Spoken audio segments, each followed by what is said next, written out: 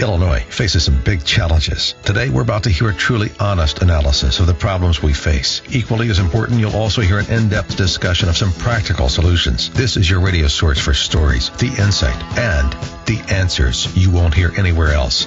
Not in the media and not coming from Springfield. You're listening to Illinois Rising, presented by the Illinois Policy Institute. Now, here's your host, AM 560's Dan Proft. Good afternoon, Dan Proft, and joining me this week on another installment of Illinois Rising is Illinois Policy Institute CEO John Tillman. John, great to have you back, I should say. Great to be back. Excited about the show today. Well, today, the first topic we need to tackle is that of unfunded pension liabilities. We talk about these astronomical numbers at the state level all the time, reforming, readjusting, funding public sector pensions at the state level is a legislative priority of Governor Rauner. But it's also a matter of kind of existential challenge at the local level, local units of government, something that mayors and village boards are dealing with. And perhaps no one has more of a challenge, inherited more of a challenge, than the Dixon mayor, Ronald Reagan's hometown. I mean, I know he's born in Tampico, but grew up in Dixon. Lee Arellano is the mayor of Dixon, newly minted mayor of Dixon, who comes into office on the heels of a $53 million embezzlement scandal, as if the economic challenges in Illinois aren't difficult enough. He's got that to deal with, too, as Dixon tries to dig out. And Mayor Arellano joins us now. Lee, thanks for joining us.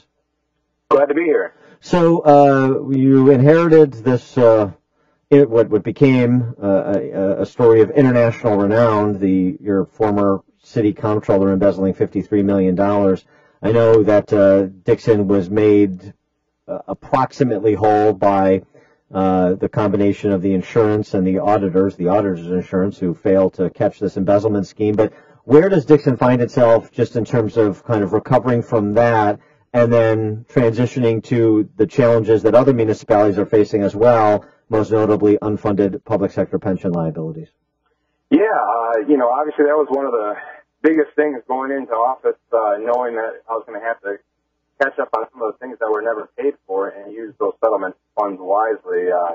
One of the biggest problems we have is the holes in the ground, the infrastructure issues. That's kind of what got ignored when the city didn't have money. One of the biggest long-term things that's affecting our budget is infrastructure and pensions. I would probably put the two biggest issues coming up for Dixon, both during my term and going forward. Well, Lee, John Tillman here. I think the reason this is important to understand a town like Dixon, people have driven out west of the city of Chicago out on I-88. It's a great place to stop and visit and shop at all the local places. But the thing that I think is interesting is Dixon is really a precursor in many ways to what's happening to the state, what we call the crowding out effect. And you could probably take that whole settlement and put it in the pension fund. It still wouldn't be enough. Talk a little bit about what's happening in the crowding out effect in local services to the people of Dixon because the pensions are out of control. I'm sorry, I'm losing you there a little bit, John. I was saying, can you talk about the crowding out effect in your city budget when the pension payments keep ballooning, the infrastructure demands keep growing, local services are still necessary to pick up the trash and all the rest. The rest of your budget is getting crowded out. Yeah, that's absolutely true, and that's exactly what the pensions are basically projected to do in the city. As various governments have realized that they haven't accounted for the looming cost of pensions over the years well, they've had to change their accounting practices. And once we look at more realistic effects on future budgets, it gets really ugly. And the interesting thing is Dixon is one of the better cities in Illinois in terms of positioning, which blows my mind because I know that our fire pension is only a little over 50% funded. Our police pension is only somewhere around 60%. The city of Dixon has been making double payments over what they were projected to owe, and still each year we've been less funded, which tells you how huge that problem is. I mean, we'd have to get up to 2.5 to 3 times payments, and we're starting to talk a quarter of the budget each year going to just pensions, not labor, not infrastructure, not all the other costs, just the pension side of it, and that's a huge hole. Which is the microcosm of what's happening at the state level. But so what are the conversations like between you and members of your board and representatives from those public sector unions, police, fire, public works, just in terms of understanding what the nature of the problem is and what kind of cooperation you're getting? I think the interesting thing is everybody knows there's a problem. The union reps understand there's a problem. The pension boards, the city police and fire pension boards understand there's a problem. And we all kind of agree on the scope of the problem, which is good. It's a critical first step. I think we're all on the same page there. The problem is how to solve it. I think the union side has suggested, well, we should just take recovery funds and just catch up with the pension or make triple payments or, do whatever it takes. But there's an opportunity cost. Every time you do that, that money is coming from somewhere. And like I mentioned, Dixon has some other massive critical needs. We're way behind on infrastructure. The state as a whole is, and Dixon's even further behind because we ignored it during the theft years, which was 20 years. And there's opportunity cost with that. So you can't just take money from another account and put it in there to catch up and not have an impact. There's a huge impact. Well, we see this at the state level. AFSCME, in their proposal to the governor, has proposed essentially a 28% salary increase over 4 years. Obviously, that is something that is not financeable, particularly with the current state of state finances. Well, what's happening with your conversations with unions at the local level in terms of any give on salary and benefits? It's looking like a tough conversation because one of the problems we have in the city, I'll list two major problems, and one is the expectations game. So, your average employee, Dixon has about 100 employees, they get that there's a problem, but they've never seen anybody panicking about it before, so they're used to getting both really good pay and really good, medical and fringe benefits and a pension, and they don't really factor it in. If a public works employee starts at $60,000, he doesn't factor in that the city's paying another 10 to 15 in medical costs, and the pension adds another probably about $20,000 per working year. But he doesn't look at himself and say, I make $90,000 a year, even though the city's paying more than that for him. He says, I'm making $60,000. Right, and so the expectations game is rough. And the other expectation I think is important to communicate to taxpayers and tell the truth about what this fight is about. This fight is about the future earnings of the people of Dixon, the private taxpayers. And this is a fight between the people who work for those taxpayers in government for their future earnings that they extract from the wallets of your taxpayers. So it's very important to not leave this abstract. This means when they're making these demands, they're demanding that their neighbor across the street, the Little League coach, the parents of their kids' friends, the people they go to church with.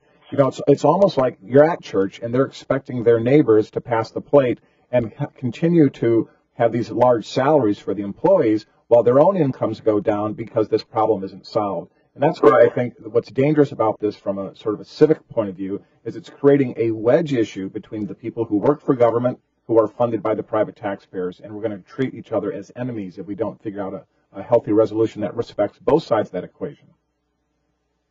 Yeah, no, I agree completely. And one of the things that makes it so frustrating to deal with is it's such a hidden cost. The employees don't factor it in when they think about what they're making. Taxpayers don't really factor it in. One of the things I think the city of Dixon is trying to focus on is talking about the total compensation package so that everybody has a real understanding of what we're paying per employee and how good their compensation packages is.